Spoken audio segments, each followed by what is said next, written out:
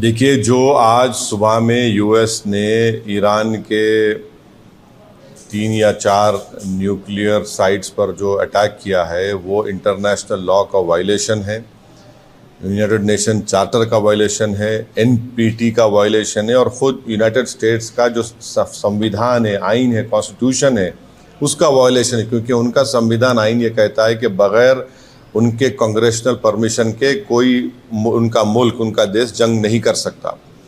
पांचवी बात यह है कि ये हमला करके यूनाइटेड स्टेट्स ने गज़ा में जो फ़लस्तीनियों का एथनिक क्लेंसिंग हो रहा है, जेनोसाइड हो रहा है, उसको कवर अप कर रहे हैं। और इजराइल जिसके पास 700-800 न्यूक्लियर वॉरहेड है, जो एनपीटी को साइन नहीं किया, जो आईएईए के इंस्पेक्टर्स को अलाउ नहीं करता, उस पर कोई बात ही नहीं कर रहा है।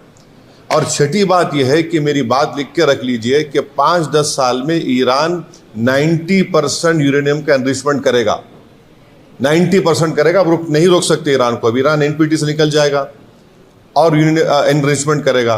और साथ ही साथ उसका ये असर होगा आज की बॉम्बिंग के बाद कि जितने उस देश में, जितने अरब ममालिक बोलिए, मुस्लिम कंट्रीज़ बोलिए, जो उस खित्ते में है, वो सब लोग अब फैसला करेंगे कि हमको इजराइल के ब्लैकमेलिंग से, इजराइल की हेजेमनी से बचने के लिए हमको अब न्यूक्लियर वेपन्स बनाना पड़ेगा। वो भी आप नहीं रोक पाएंगे। और अमेरिका के इंटेलिजेंस ने खुद कह दिया कि अब ईरान के पास कुछ नहीं है। तुलसी गबार्ड का स्टेटमेंट है।